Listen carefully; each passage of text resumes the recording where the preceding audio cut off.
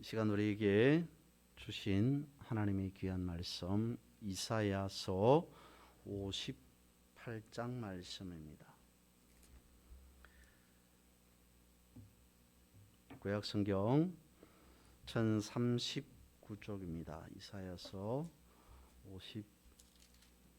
58장 6절에서 12절까지의 말씀 쳐셔서 한 절씩 교독하도록 하겠습니다. 내가 기뻐하는 금식은 흉악의 결박을 풀어주며 멍에의 줄을 끌어주며 압제당하는 자를 자유하게 하며 모든 멍에를 꺾는 것이 아니겠느냐.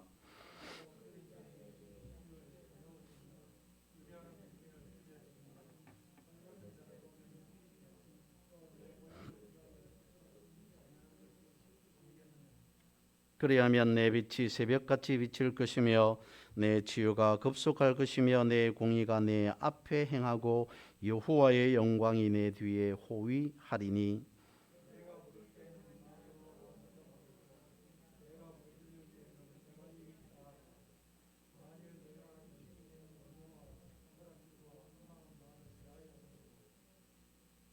'줄인 자에게 내 심정이 동하며 괴로워하는 자의 심정을 만족하게 하면 내 빛이 흑암 중에서 떠올라 내 어둠이 낮과 같이 될 것이며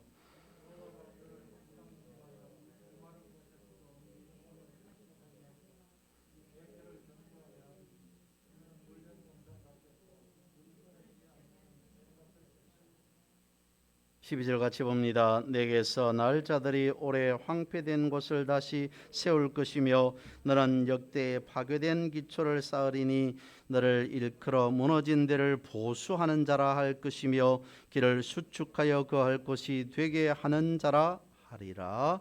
아멘.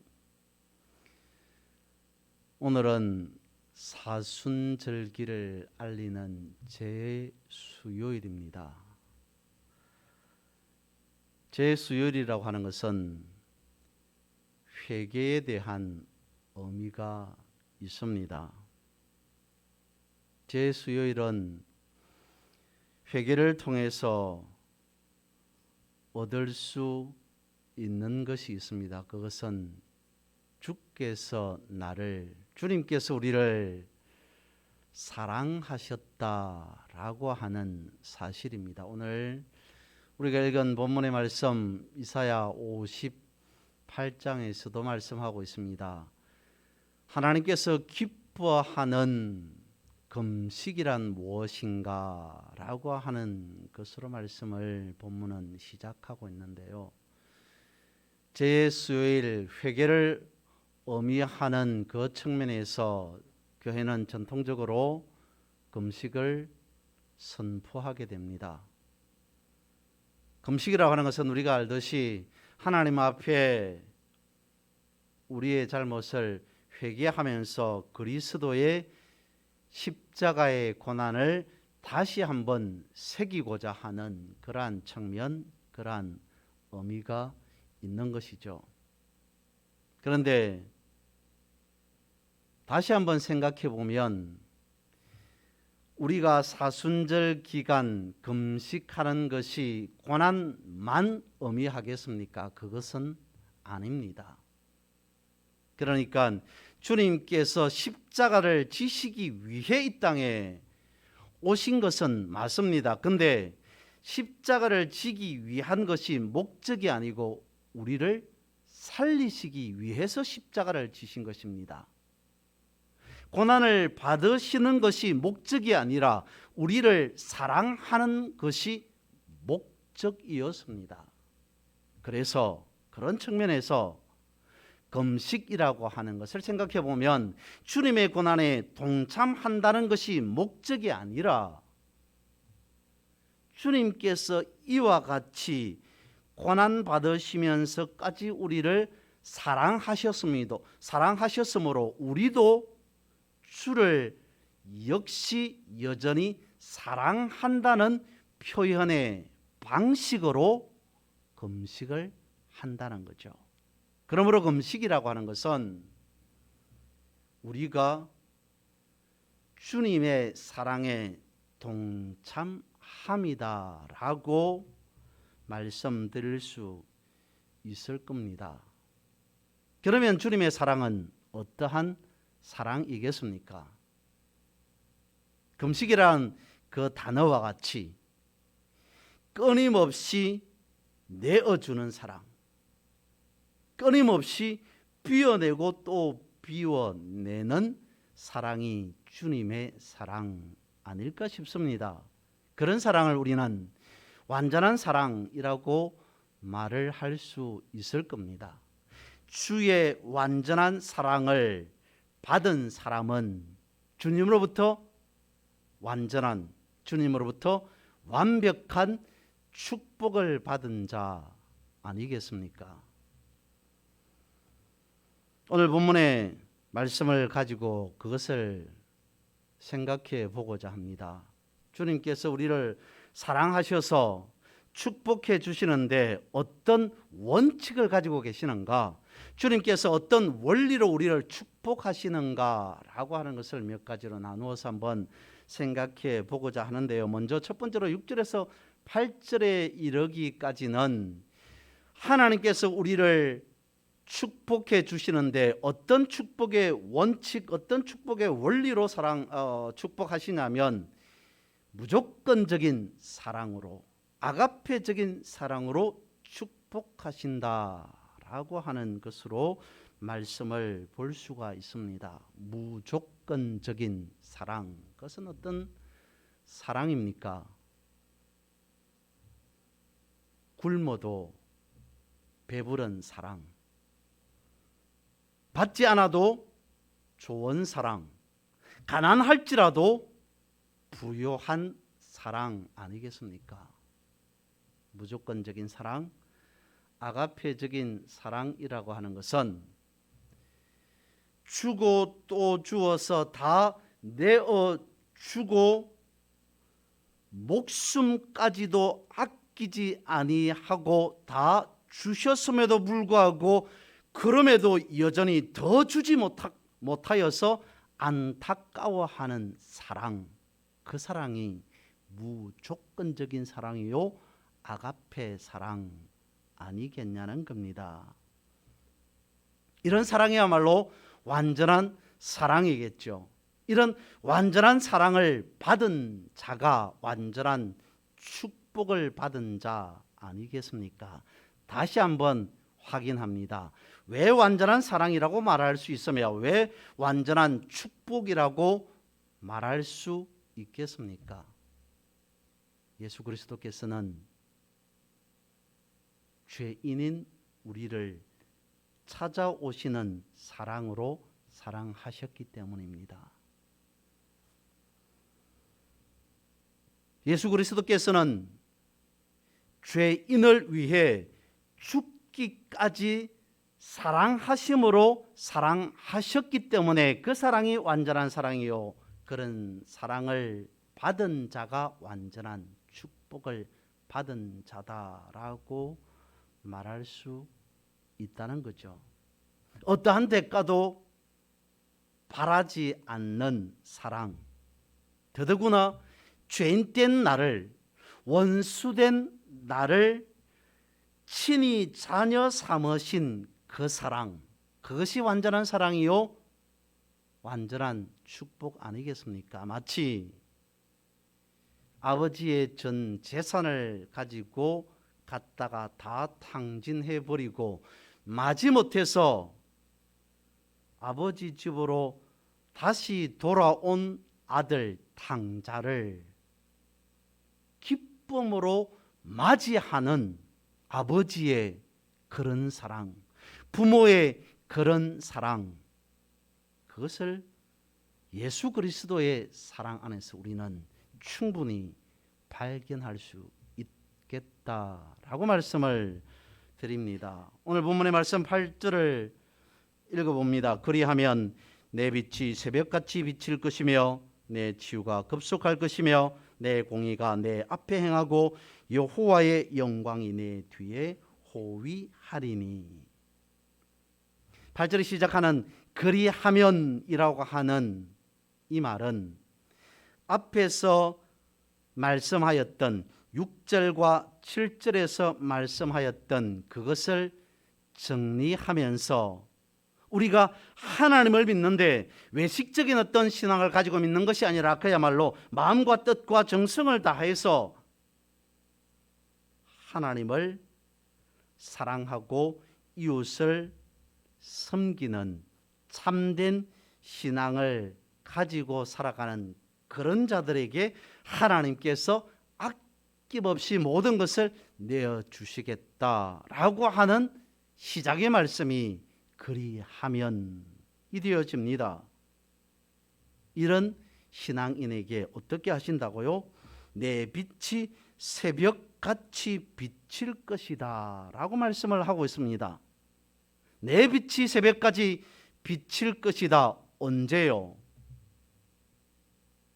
결박을 풀고 멍에를 벗겨내고 자유하게 할 때, 그때에 내 빛이 새벽같이 비칠 것이라 말씀하고 있습니다. 이 말씀을 사순절이라고 하는 이 단어로 연결해 보면 어떤 말씀으로 풀이 되겠습니까? 오늘 본문의 말씀 6절에서 연결되어지는 6절에서 8절까지 이루어지는 이 말씀을 사순절과 연결해 보면 예수 그리스도의 십자가로 연결이 됩니다. 그러니까 예수 그리스도의 십자가는 죄인된 우리의 결박을 풀어주셨습니다. 죄인된 우리의 멍에를 벗겨내셨습니다. 그리고 우리를 자유케 하셨습니다. 그 말씀으로 연결시킬 수가 있는 것이죠. 그러면 우리는 예수 그리스도의 십자가로 인해 멍에가 결박이 그래서 자유함을 갖게 된 우리는 어떻다는 겁니까? 이제 더 이상 우리는 죄인이 아니라는 것을 말씀을 하고 있습니다. 그런데 오늘 8절 본문의 말씀에서 완전한 축복의 메시지를 찾을 수 있습니다. 8절 하반절 말씀에 이르기를 여호와의 영광이 내 뒤에 호위하리니. 영광이라고 하는 원어인 이 카보드는 이 땅을 살아가는 사람들이 가장 좋아하는 부귀, 영화가 카보드, 영광으로 해석 번역되어 있습니다. 그런데 말씀을 다시 보십시오. 영광이라고 하는 이것은 세상으로부터 찾고 세상으로부터 구하는 것이 아니라 어떻다고요? 여호와의 영광이라고 말씀을 하고 있습니다.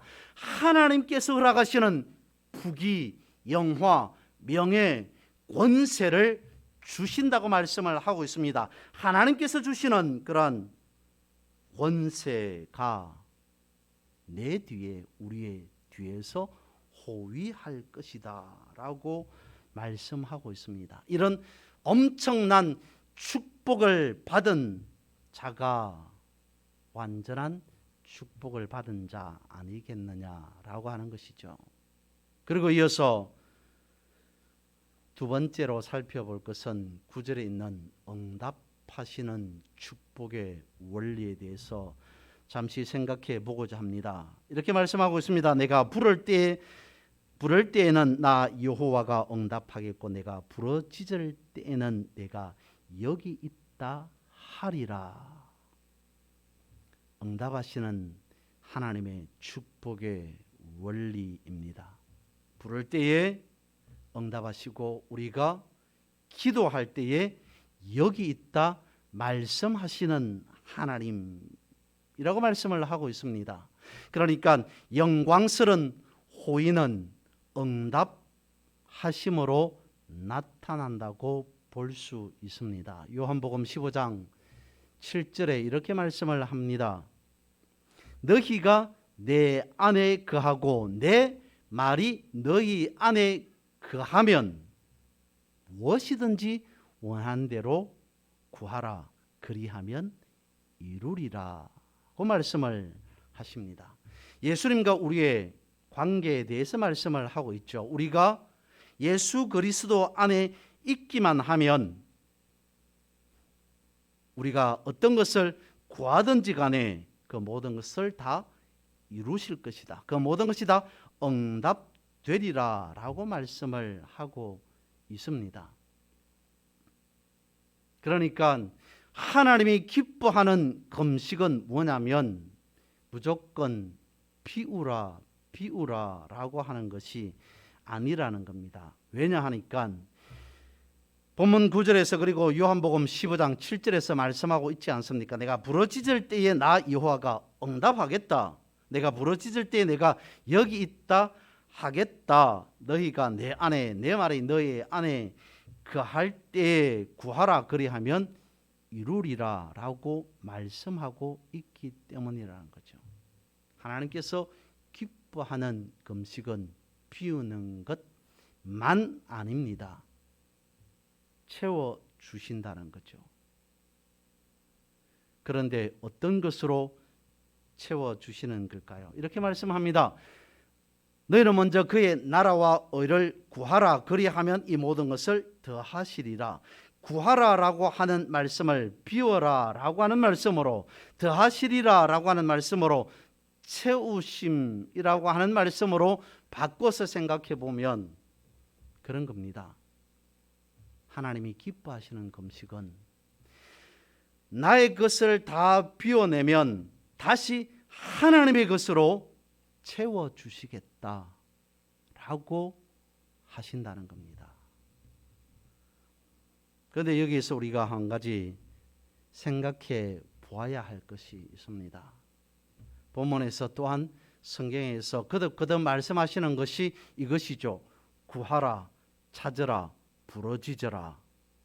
그러면 우리는 지금까지 이렇게 이해하고 있습니다. 우리가 열심히 구하지 아니하여서, 우리가 하나님 앞에 찾고 부르짖지 아니하여서 우리의 기도가 응답되지 않는구나 라고 이해하며 살아왔습니다. 그런데 이 사순절 기간, 그리고 오늘 본문의 말씀을 통해서, 성경의 말씀을 통해서 다시 한번 생각해 봐야 할 것은, 왜 성경에서는 하나님께서는 그토록 우리의 구함을, 부르짖음을, 찾음을, 두드림을 원하시는가 라고 하는 것을 다시 한번 생각해 볼 필요가 있다는 거죠. 왜 그렇게 하실까요? 다시 한번 생각해 보십시오.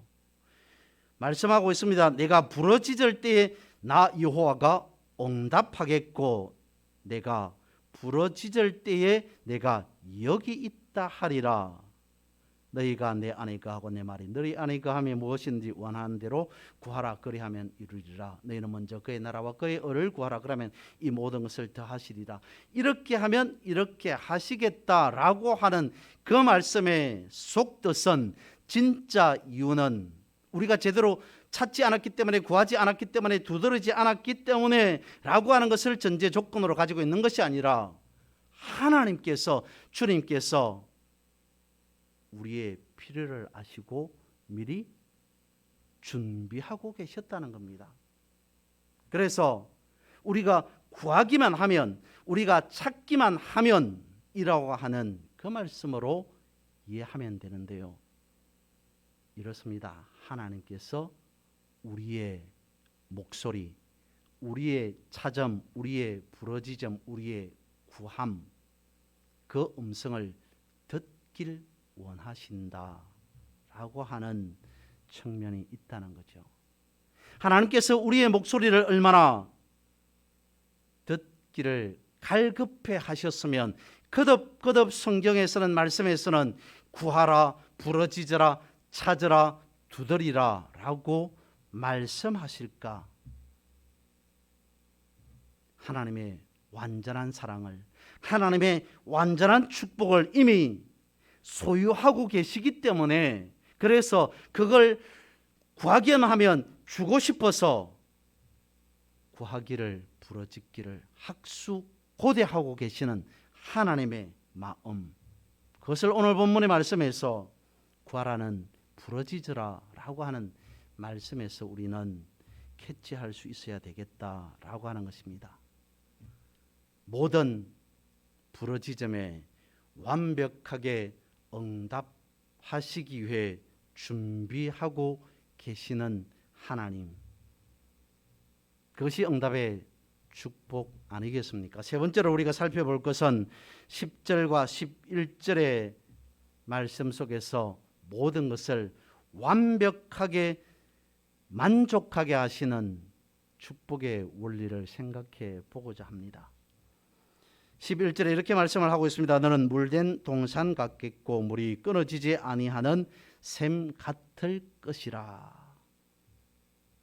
하나님께서 매일매일의 삶을 어떻게 인도해 주시는가라고 하는 것을 다시 한번 말씀하고 있습니다.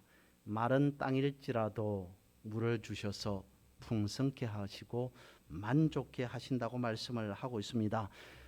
모든 삶을 풍요로운 삶으로 변화시켜 주신다라고 말씀하고 있습니다. 그러니까 하나님의 계획하심은, 하나님의 인도하심은 우리에게 필요한 가장 시기적절한 것을 우리가 만족할 수 있도록 공급해 주신다고 말씀하고 있습니다. 물된 동산과 물이 끊어지지 않는 샘이 왜 완전한 축복이 되냐면 이렇습니다. 이것은 다분히 이스라엘 지역을 생각하고 있는 말씀이죠. 이스라엘 나라는 물이 그렇게 흔한 지역이 아닙니다. 이스라엘 백성들이, 이스라엘 사람들이 사는 곳에 실개천이 흐른다는 것은 그렇게 흔하게 볼 수 있는 모습, 광경이 아니었습니다. 그래서 저들이 물을 보는 것은, 샘을 보는 것은 단순한 물이요 샘이 아닌 생명수와 같았던 겁니다. 끊임없이 영원히 마르지 아니하고 흐르는 생명수 강가, 그곳은 어디를 연상케 하는 걸까요? 하나님의 나라 천국인 것이죠.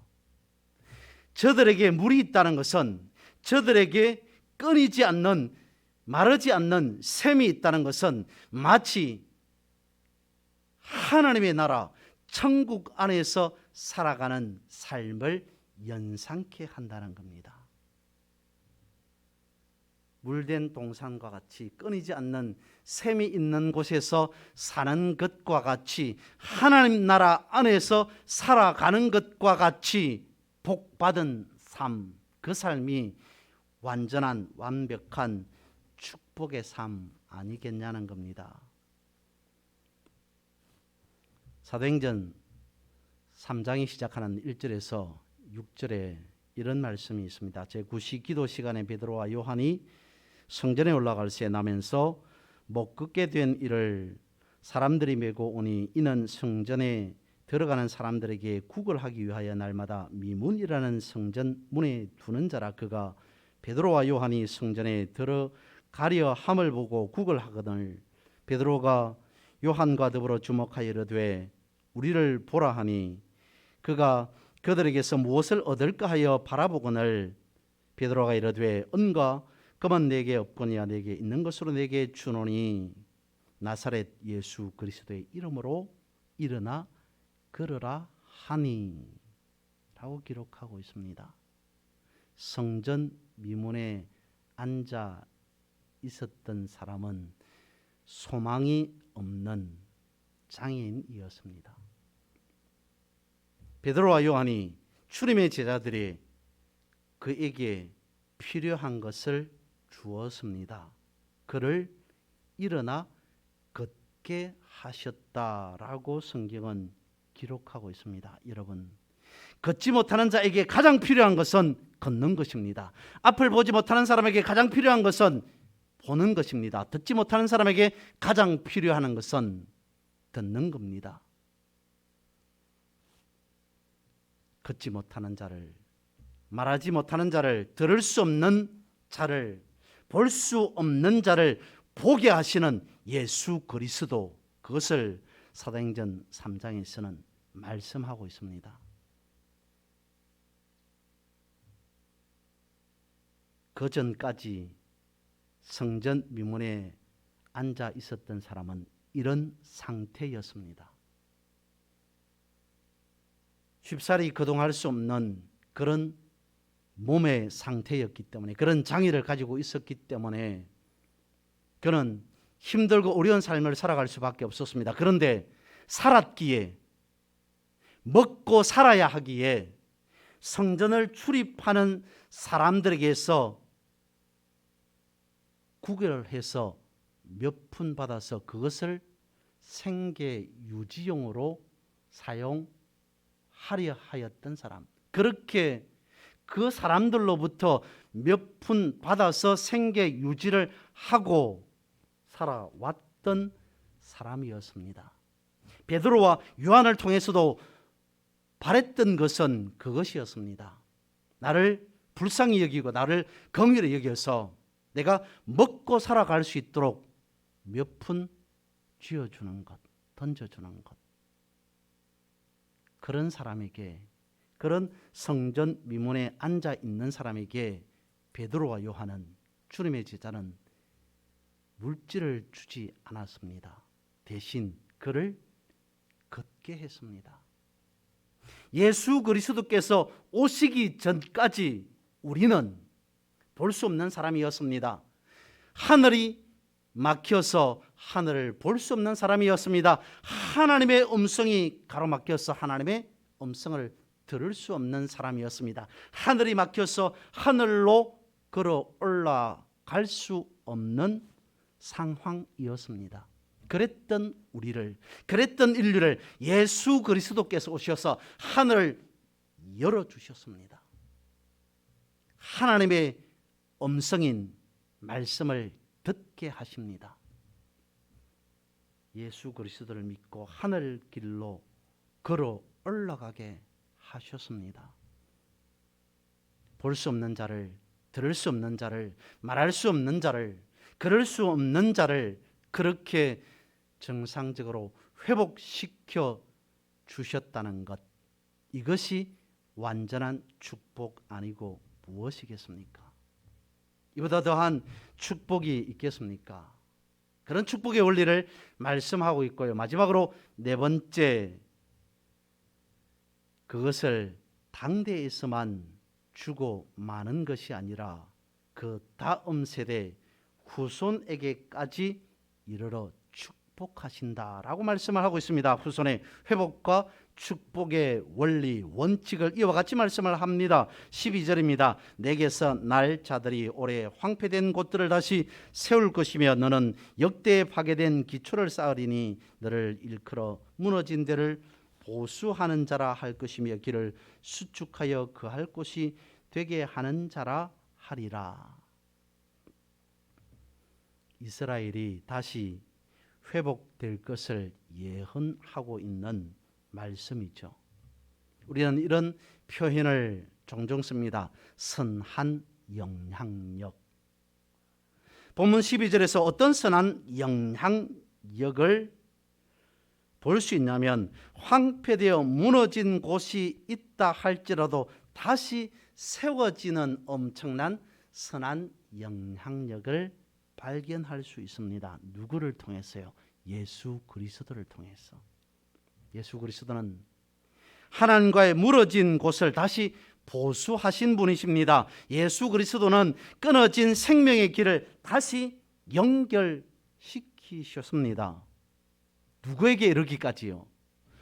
우리에게까지만 아니라 우리의 다음 세대, 이렇게 말씀을 하시죠. 내게서 날 자들이, 이 말씀을 우리의 후손의 회복이라고 하는 관점으로 말씀을 보면 우리는 누구에게 이르기까지 선한 영향력을 끼쳐야 되는가? 부모됨이라고 하는, 육신의 부모라고 하는 그것만 제한시키는 것이 아니라 영적인 것에 이르기까지, 영적인 것까지 포함해서 부모됨이라고 하는 것은 무엇이겠습니까? 나의 우리의 다음 세대, 나의 후손들을 어떻게 해요? 언약의 후손으로 되게 하는 것. 그것이 부모됨 아니겠습니까? 부모됨이라고 하는 것은 내가 가지고 있었던 칼 같은 신앙을 다시 유산으로 물려줄 수 있는 사람이 부모됨, 부모의 역할 아니겠습니까? 본문의 12절을 보면서 이렇게 생각을 해보았습니다. 땅끝까지 이르러 복음이 전파될 것이다 라고 하는 말씀과 더불어서 제자들이 질문을 합니다. 주님, 끝날의 징조가 어떻게 나타나겠습니까? 언제가 끝이겠습니까? 라고 했을 때 주님이 말씀하십니다. 복음이 땅끝까지 이르러서야 비로소 끝이 오리라. 우리는 그 말씀을 알고 있죠. 말씀이 땅끝까지 이르게 될 것이다. 그런데 그런 말씀 속에서 주님의 이런 마음을 한번 생각해 보았습니다. 마치 소돔과 고모라 성이 파괴 멸망되기 전에 하나님께서 그 안에 어인 50이 있느냐, 그 안에 어인 45명, 40명, 30명, 20명, 10명이 있느냐라고 하는 찾으심, 하나님께서 소돔과 고모라 성을 멸망하기 전에 어인 한 사람이라도 더 구원해내고 싶어 하는 갈급함, 그 마음이 제자들이, 사람들이 의문을 가졌던 주님 언제 끝이 오겠습니까? 땅끝까지 복음이 이르러서야 비로소 끝이 오리라.